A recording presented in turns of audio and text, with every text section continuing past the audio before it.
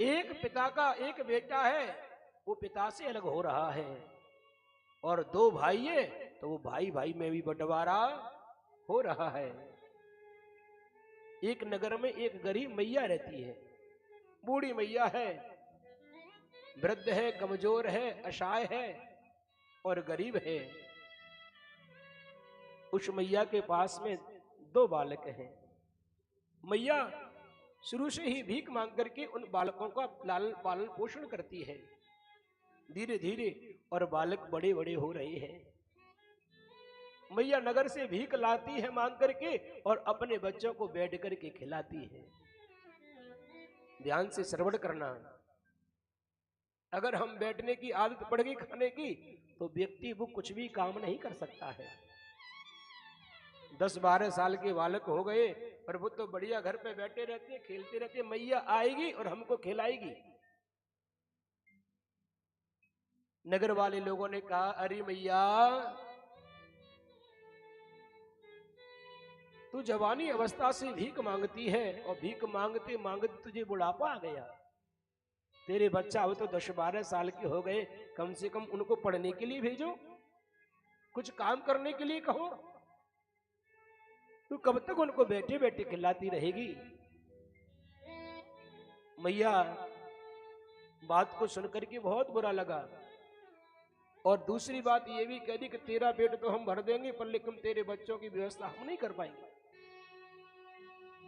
अकेले तू घर में होती तो रोजाना हमारे नगर से ही तेरा पालन पोषण होता रहता, पर तेरे साथ में 2-2 बालक हैं। तुझे खिलाएं या तेरे बालकों को खिलाएं? प्यारे भगवत प्रेमियों, मैया को बहुत बुरा लगा। घर पे आई, घर पे आकर के बालकों से कहा, बालकों सुनो, या तो तुम कुछ काम छोड़ करके तुम अन्यत्र जाकर के रहने लगो, या तीसरी बात यह है कि कहीं जाके तुम मर जाओ, पर लेकिन मेरा पीछा तुम छोड़ दो। अगर कोई कड़वी बात हमारे जीवन में लगने के बाद अगर हमारा जीवन बन जाता है, जीवन सुधर जाता है, तो माता पिता की कभी कभी कड़वी बात भी जीवन को संभाल देती है। दोनों भाई खड़े हुए हैं, दोनों भाई घर से निकल पड़े हैं, चलते गए हैं, चलते गए हैं, एक शहर में पहुंचे हैं और एक व्यापारी के पास पहुंचे हैं दुकान पे। बोले, भैया हमें अपनी दुकान पे कुछ काम करने के लिए रख लो। व्यापारी ने कहा, क्या काम करना जानते हो बताओ? तो उन्होंने कहा, काम तो हमसे कुछ आता नहीं है, पर लेकिन आप जो बताओगे उस काम को धीरे धीरे जाके हम समझ लेंगे, करने लगेंगे। पैसा कितना लोगे?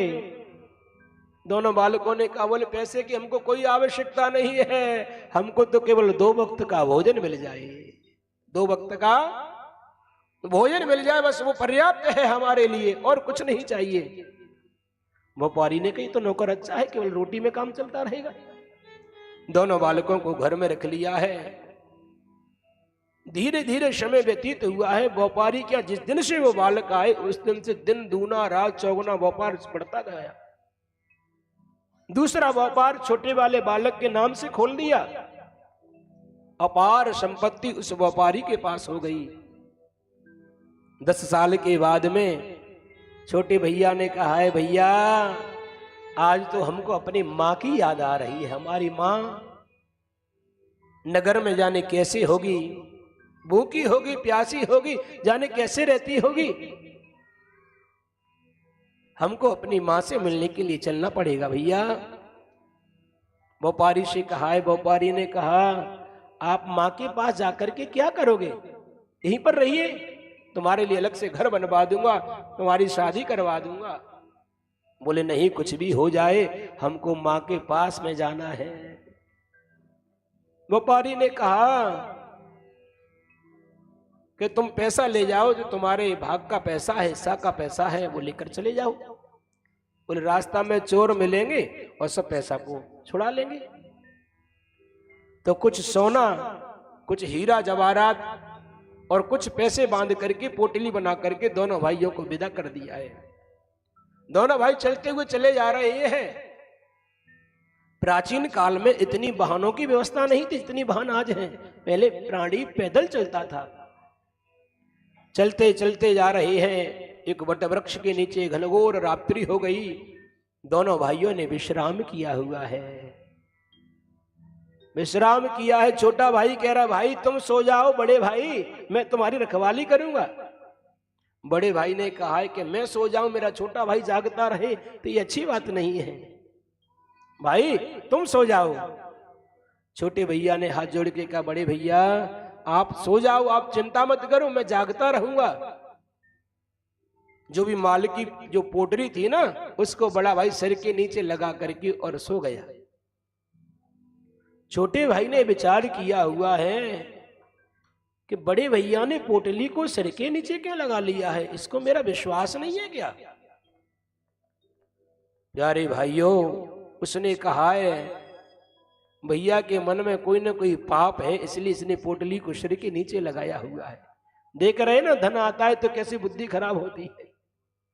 बड़ा सा पत्थर लेकर के आया हुआ है और पत्थर लाके विचार कर रहा है कि भाई को मैं मार दूंगा और जितना भी धन है सब मेरा हो जाएगा, और अगर भाई जिंदा रहेगा तो आधा हिस्सा ले लेगा। पत्थर को उठाया है, पत्थर को जैसे गिराने वाला था उस समय भाई की आंख खुल गई। बड़े भाई ने कहा, अरे भैया क्या कर रहे हो तुम? फिर कहा, नहीं नहीं भैया मैं कुछ नहीं कर रहा था, आपको मच्छर काट रहे थे ना, तो मैं विचार कर रहा था बैठ करके थोड़ा सा हाथ से आपके मच्छर माखी वगैरह भगाता रहूंगा। पर लेकिन बड़ा भाई समझ गया इस बात को कि मारने का प्रयास कर रहा था। प्यारे भगवत प्रेमियों, जैसे ही बड़ा भाई जाग गया है, भैया तू सो जा छोटे भाई। छोटे भाई ने विचार किया है कि अगर मैं सो गया तो बड़ा भाई कहीं मुझे नहीं मार दे। अब तो हमारा धन आया है और दोनों की बुद्धि खराब हो रही है। दोनों में वार्तालाप करते करते और प्रातः काल हो गया। दोनों भैया घर की तरफ जाने लगे हैं। घर पे जाकर के देखा है कि मैया बहुत वृद्ध हो गई है, बूढ़ी हो गई है। मैया, अरे बेटा तुम आ गए। मैंने तो विचार किया शायद भाई 15-20 साल हो गई, शायद बालक समाप्त हो गए होंगे, कहीं चले गए होंगे। आओ बेटा स्नान करो, मैं तुम्हारे लिए भोजन बनाती हूँ। देख मैया, हम तेरे लिए कितना धन लेके आए हैं, हीरा जवाहरात निकाले हैं, सोना निकाला हुआ है, पैसे की गड्डी निकाली हुई है।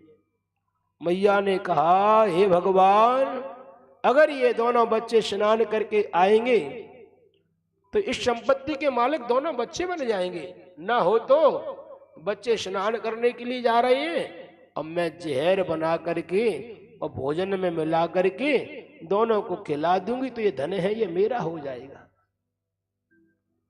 प्यारी माताओं, जैसे ही वो मीठा लेकर के आए थे, मिठाई के डिब्बा बालक, उसमें जहर को मिला दिया है और जहर को मिला करके दोनों भाइयों को आसन बिछा करके भोजन परोसा है। छोटे भाई ने जैसे जहर का लड्डू हाथ में लिया हुआ है, मां ने आज विचार किया है कि इसमें जहर मिला हुआ है और बालक खाएगा तो बालक मर जाएगा। मां ने हाथ मारा और लड्डू थाली में गिर गया। थाली में गिरते ही अपने बालक को अपनी छाती से लगा लिया और कहा, बेटा मैंने इस लड्डू में जहर मिला दिया था तुम्हें मारने के लिए। देखो मेरे अंदर भी जो पाप आया था वो धन के कारण से आया था। बड़े भैया ने कहा, छोटे भाई को मारने का मेरे पाप आया था वो धन के कारण से आया था। और सुनो, छोटे भैया ने कहा, मेरे अंदर भी आया था पाप बड़े भैया को मारने का, धन के कारण से आया हुआ था। तो प्यारे भगवत प्रेमियों, मैया ने सब पोटली लेकर के और धन को मंदिर में जाकर के दान कर दिया। दान करते ही तीनों प्राणी बड़े आनंद से जाकर के और संसार में रहने लगे हैं। कहने का मतलब कथा क्या शिक्षा दे रही है? माँ ने कहा, बेटाओं तुम धन मेहनत से कमा करके लाए हो तो आधा इसमें से दान करो और आधा धन आप लोग अपने उपयोग में लाइए। बढ़िया सा उन्होंने घर बनाया हुआ है, परिवार बसाया हुआ है। कहने का भाव ये है कि धन कमाना बुरी बात नहीं है। अगर धन को कमाओगे केवल अपने घर में रखोगे तो तुम्हारी बुद्धि को विकृत बना देगी, खराब कर देगी। जितना भी धन कमाए उसको धन के काम में, धर्म के कार्य में अवश्य लगाना चाहिए। प्रेम से बोलो हर हर महादेव। आगे जाके